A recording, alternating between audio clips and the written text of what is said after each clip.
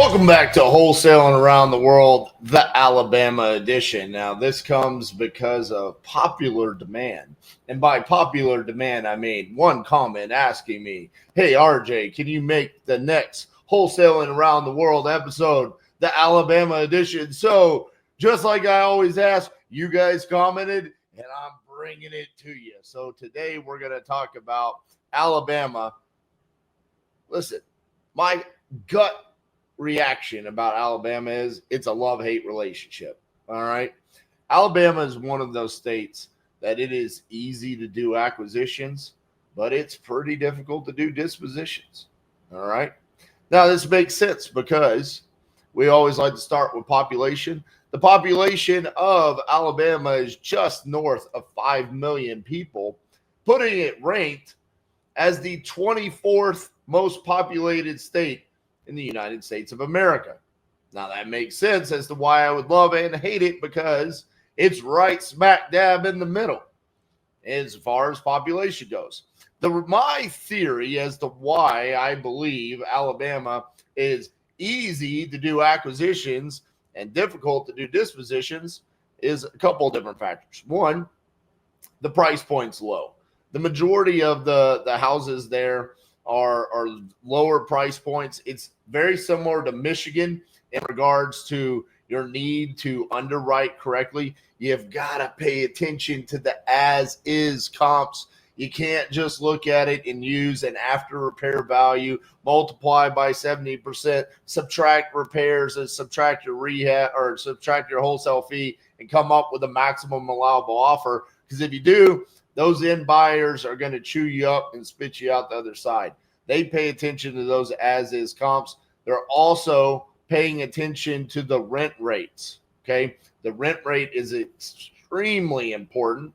And going back to how similar it is to Detroit and parts of Michigan, it's also going to depend upon what side of the street you're on.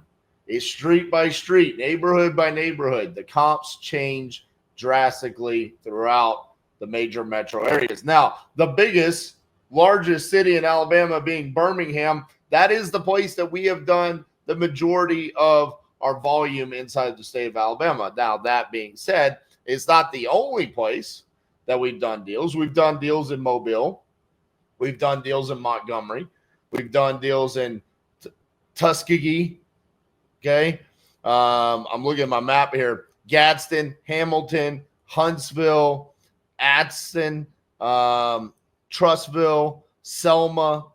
I mean, we've been all over the state. All right. Now, our volume in Alabama, just like everything else in regards to Alabama, pretty middle of the road.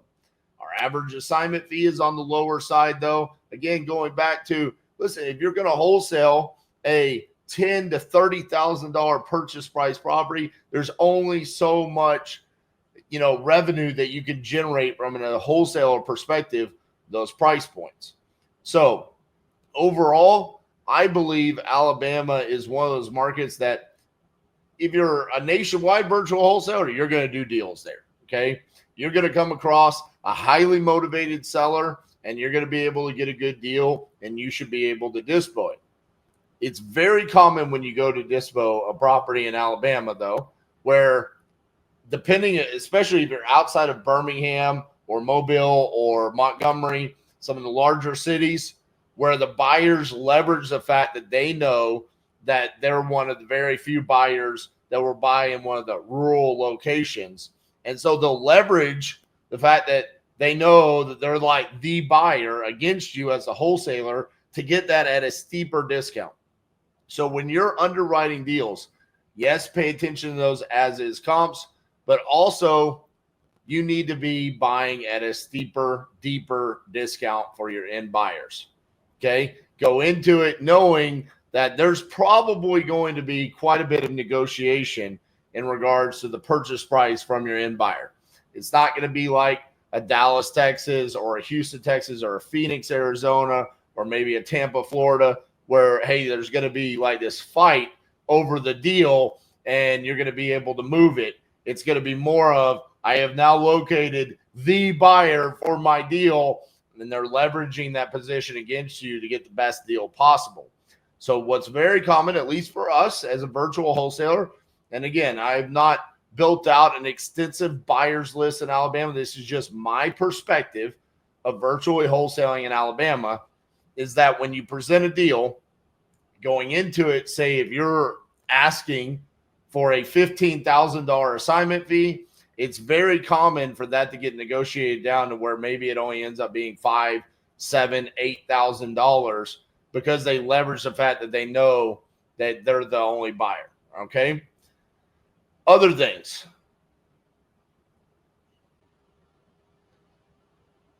According to David Olds from Easy REI Closings report, The War on Wholesaling, there are regulations in the state of Alabama. So let me go through those real quick. The regulations under the Alabama Real Estate Commission. Alabama requires wholesalers to follow specific disclosure and licensing regulations to ensure transparency in real estate transactions. Disclosure requirements. Wholesalers must disclose their intent to market the property to sellers, and buyers must disclose their limited interest to potential purchasers and assignees. Licensing. While a real estate license is not mandatory, wholesalers must comply with the Alabama Real Estate Commission's regulations. These rules ensure sellers and buyers are fully informed and reduce the risk of disputes. Potential legal action for failure to disclose or comply with the Alabama Real Estate Commission rules is a $10,000 fine and or a Class C felony. Again, you can pick that up at thewaronwholesaling.com. So thank you to Easy REI Closings and David Olds for putting that report together. Listen, this regulation is actually one of the better regulations out there for us as wholesalers.